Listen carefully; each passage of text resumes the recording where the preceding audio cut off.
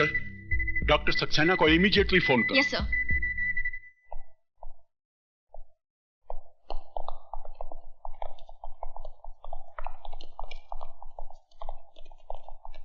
Inspector साहब, मैं आप ही का इंतजार कर रहा था।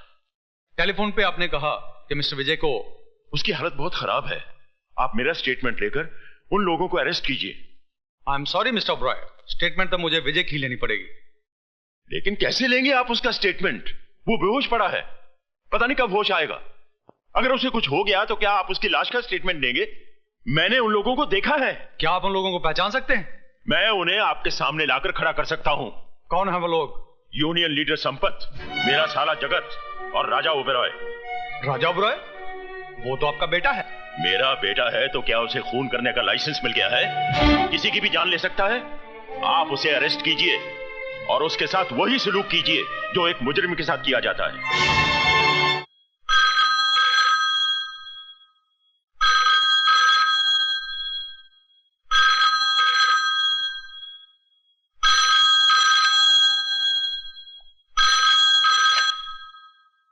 डॉक्टर साहब, विजय कैसा है?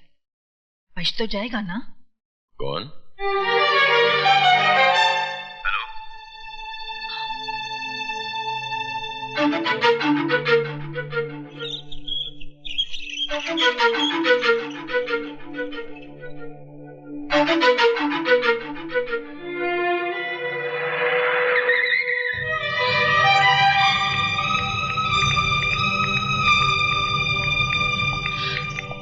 विजय कैसा है?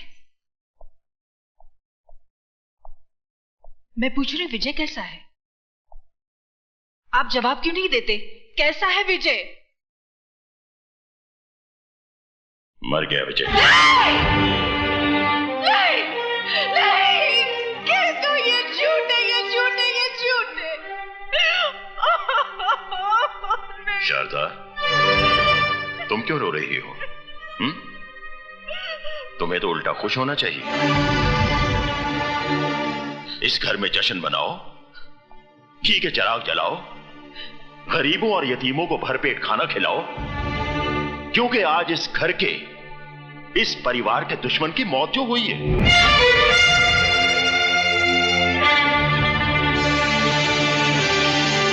वो हमारा कोई रिश्तेदार तो था नहीं। हमारा सगा संबंधी होता तो हम उसके लिए आंसू बहाते, उसका मातम करते। लेकिन वो हमारा ही नहीं, इस दुनिया में किसी का कुछ नहीं था। ना किसी का दोस्त, ना किसी का भाई और ना ही किसी का बेटा।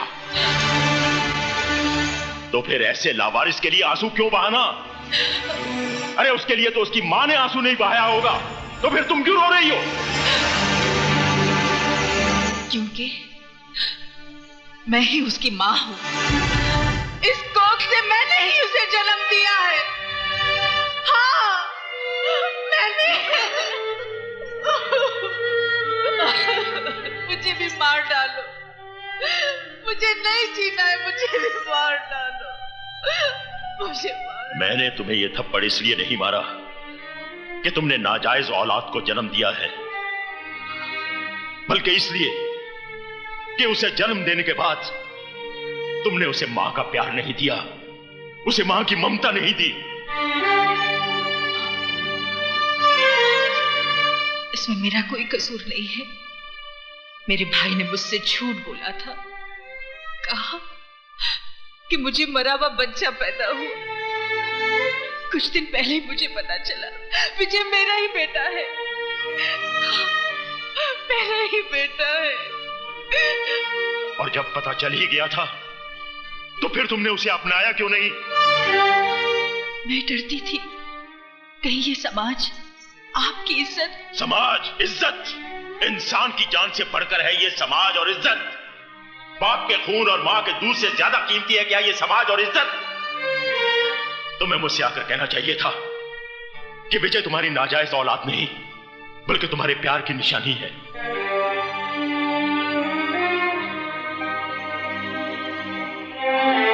तो क्या आप मुझे माफ कर देते?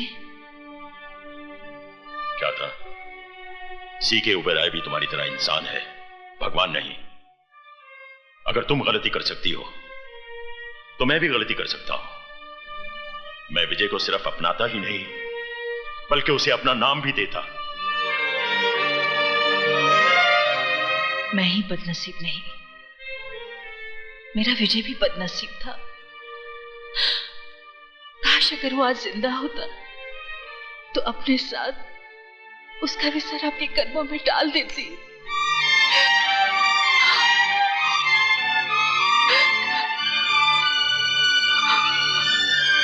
तुम्हारा विजय जिंदा है शारदा। क्या?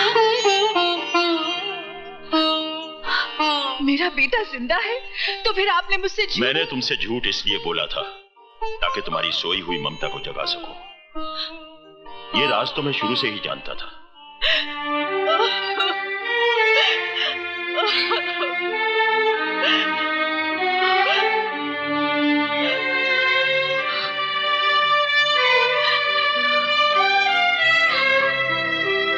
चलो शारदा, हॉस्पिटल में तुम्हारा बेटा तुम्हारा इंतजार कर रहा है। आप इंसान नहीं देवता है। अगर मैं अपने बेटे को देखते हुए थोड़ी देर के लिए आपको भूल जाऊं तो मुझे माफ कर देना। आओ।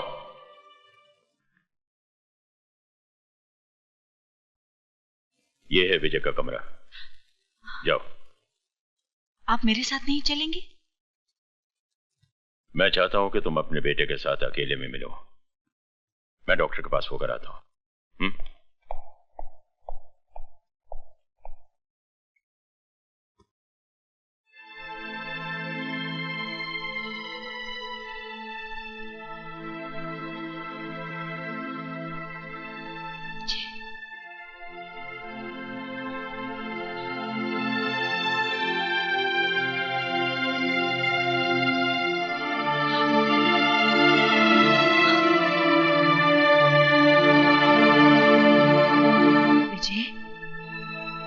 माँ तुझसे मिलने आई है, वो अभागन माँ जिसने तुझे जन्म तो दिया मगर अपनी छाती का दूध ना पिला सकी। मैंने तुझे अपने से दूर नहीं किया। मुझसे तो कहा गया था, मुझसे तो कहा गया था कि तू, हे भगवान। मैं झूठ नहीं बोल रही मेरे बेटे, मेरा विश्वास कर। आंखें खोल, मेरे सीने से लगकर मुझे एक बार कह दे कि माँ तू निर्दोष है। आंखें खोल मेरे बेटे, आंखें खोल। विजय, विजय, आंखें खोल मेरे बेटे। मैंने तो अभी तुझे जी भर के देखा भी नहीं है। आंखें खोल मेरे बेटे, आंखें खोल, खोल आंखें मेरे बेटे। आंखें सुनिए, इन्हें आराम की सख्त जरूरत है, आप चलिए। नहीं मेरे बेटे, चलिए, इन्हें आराम की जरूरत है। आइए खोल मेरे प्लीज। आंखें।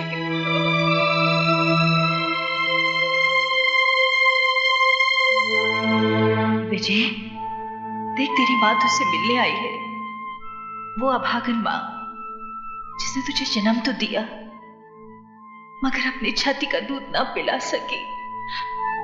मैंने तुझे अपने से दूर नहीं किया। मुझसे तो कहा गया था, मुझसे तो कहा गया था।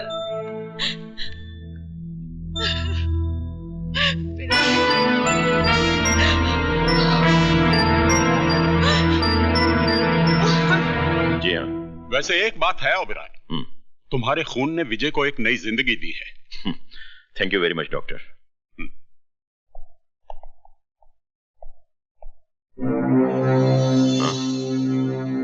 कहाँ गई शारदा?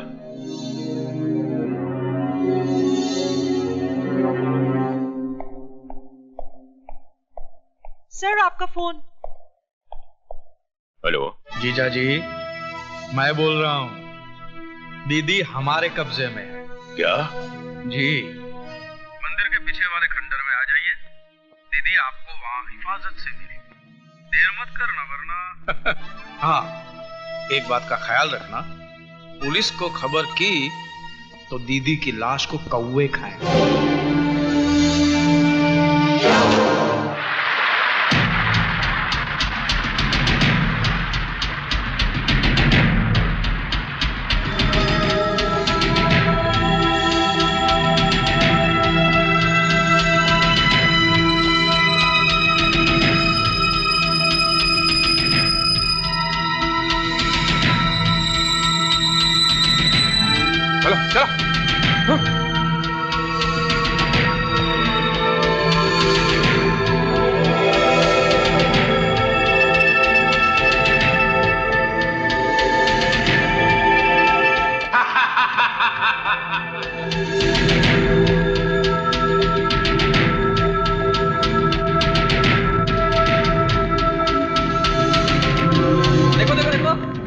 कोट के अंदर क्या है, पैंट के नीचे क्या है? देख देख देख देख देख। इसके पास तो कुछ भी नहीं है।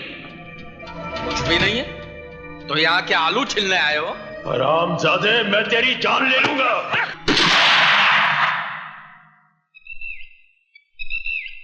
ओबराय साहब, ऐसी कोई गलती मत कीजिएगा कि हमें आपकी प्यारी बीवी की जान लेनी पड़े।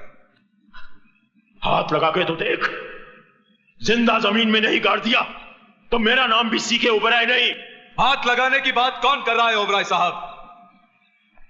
हमारी कमजोरी औरत नहीं, हमारी कमजोरी तो पैसा है, पैसा। और ये पैसे के लिए हम अकेले नहीं आए हैं, भांजा भी लाए हैं। वो देखिए, आप ही का खून। At your service, Mr. C.K. Oberoi. राजा, देखा शारदा, जिसे हमने मंदिरों की चौखटों पर माथा रगड़ रगड़ कर मांगा था, वो बेटा कैसे निकला? बेटा? मैं आपका बेटा कहाँ हूं, मिस्टर C.K. Oberoi? आपका बेटा तो वो है, विजय, विजय, जिसको मैंने अपने हाथों से मौत के मुंह में ढकेल दिया है।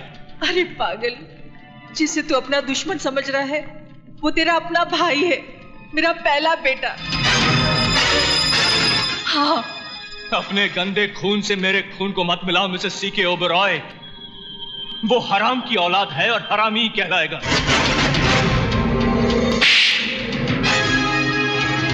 खबरदार, जो विजय के खिलाफ एक लफ्ज भी कहा तो बोल, तुझे क्या चाहिए? बोल। जीजा जी, भांजा मेरा अभी बच्चा है, इस खेल में थोड़ा कच्चा है, इसलिए ये बॉफोर्स की गंडिल मैं करूंगा। बंदूक तो आप लाए नहीं होंगे, लेकिन पेन तो लाए हैं ना। आपको इस कागज पे हस्ताक्षर करने हैं। क्या लिखोगे इस कागज पर? इसमें हम लिखेंगे कि आप आपकी जिंदगी की पूरी कमाई राजा ओबेरॉय के नाम कर रहे हैं, आपकी मर्जी से, और बाद में आप दोनों तीर्थ यात्रा पर जा रहे हैं हमारी मर्जी से। कीजिए। तीर्थ यात्रा पर जाऊंगा, पर पहले तुझे शमशान घाट पहुंचाकर। ओबराय, साइन कर दो या फिर इसकी खोपड़ी उड़ा दूं। जल्दी करो मिस्टर C.K. Oberoi। कहीं ऐसा ना हो कि एक बेटे के हाथ अपने माँ बाप मर जाएं। कीजिए। माँ बाप को तो उसी दिन मर जाना चाहिए था जिस दिन तेरे जैसा कपूत पैदा हुआ था।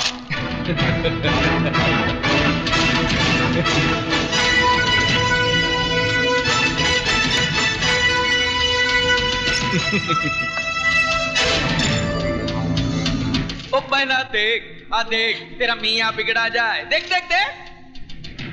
ये क्या किया आपने? मेरे लिए अपनी जिंदगी की सारी दौलत लुटा दी। बुढ़ापे में आदमी दौलत पर नहीं, औलाद पर भरोसा करता है। जब औलाद ही। अभी नहीं मिस्टर C.K. Oberoi, अभी तो आपको मेरी शादी में शामिल होना है। आशीर्वाद नहीं देंगे? शादी? जी हाँ मामा जी। भांजे जी, जरा मिसेस C.K. Oberoi की बहू को तो पेश किया जाए। हाँ हाँ, रुकमणी रुकमणी, शादी रुकी, जल्दी आजा। आंटी, प्लीज मुझे बचा लीजिए। देख, तुझे दौलत चाहिए थी, वो मैंने तुझे दे दी। मधु विजय की अमानत है, इसे छोड़ दे। मैं नए जमाने का सैंपल हूं मिस्टर C.K. Oberoi। जो चीज प्यार से नहीं मिलती उसे छीन लेता हूं। तू चीज बड़ी है मस्त मस्त, तू चीज बड़ी है सख्त सख्त। और मैं पुराने जमाने का सैंपल हूं, जबान के लिए सर कटा सकता हूं। ओबराय साहब, आगे आगे क्या होता है चुपचाप देखते रहिए। जिस मांग में तुम विजय के नाम का सिंदूर भरना चाहती थी, आज उसी मांग में मैं अपने नाम का सिंदूर भरूंगा। तू लक्ष्मण है मेरे बेटे, अगर सीता की तरफ आंख उठाकर भी देखा तो आग में जलकर राख हो जाएगा।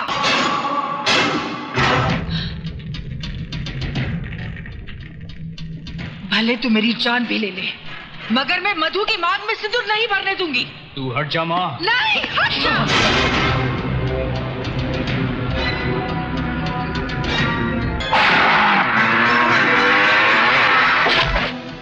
इसकी मांग में सिंदूर भरने से कौन रोकेगा मुझे? कौन रोकेगा मुझे? तू या ये?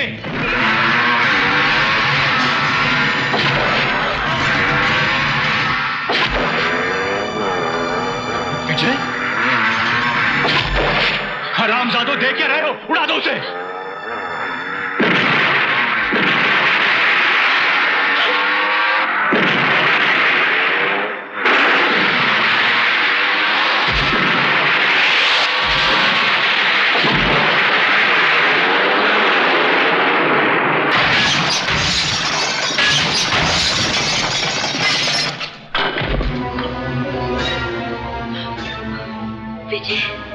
यो को सुना, पकड़ो साले को।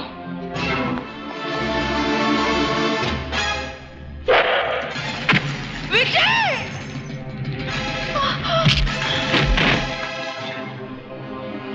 बेटे,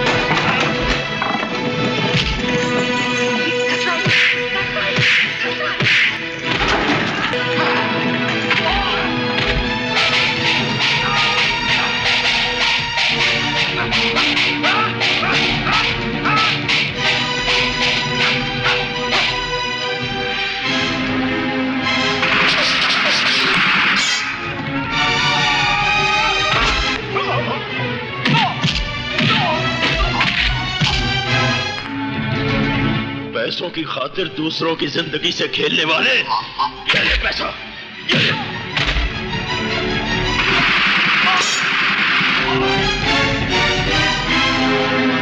कौन? आप ही का है।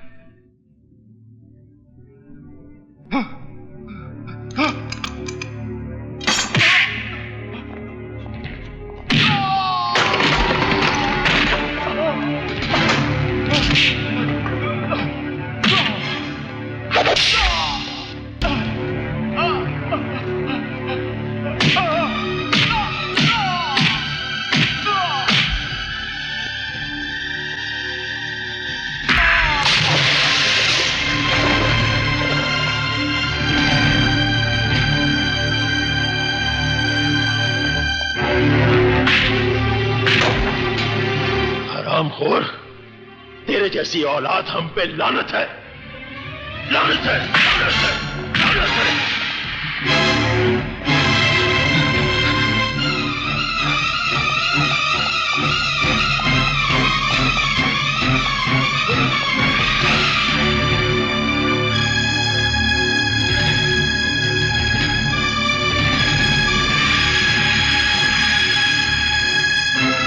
सामने से हट जाइए डैड, सामने से हट जाइए, वरना गोली मारेगा मुझे। मार, मार गोली। रुक जाइए डैड। नहीं डैड, रुक जाइए डैड। यही है ना वो हाथ जिससे तूने अपनी मां को उठाकर आग में फेंका था?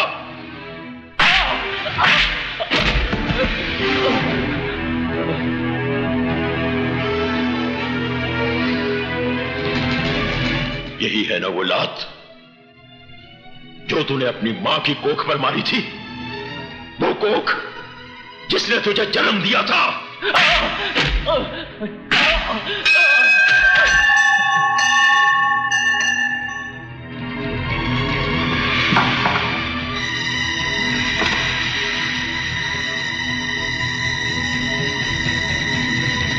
डैड, आप मुझे गोली नहीं मार सकते डैड। मैं आपका बेटा हूं डैड। तो जैसी नालायक औलाद से तो बे औलाद होना बेहतर है। नहीं डैड, आप मुझे गोली नहीं मार सकते। आप मुझे गोली नहीं मार सकते डैड। नहीं नहीं डैड। विजय, विजय, बेटा, ऐसा नहीं हो सकता। विजय, विजय, विजय तू ठीक तो है ना? तू ठीक तो है ना? मैं ठीक हूं मां। बेटा,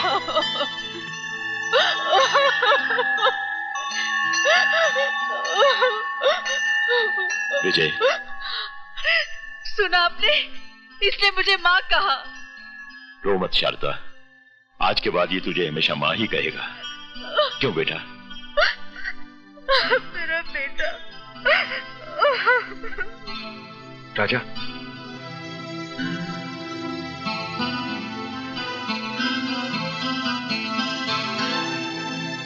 भैया मुझे माफ कर दो। भाई की जगह पैरों में नहीं दिल में होती है भैया।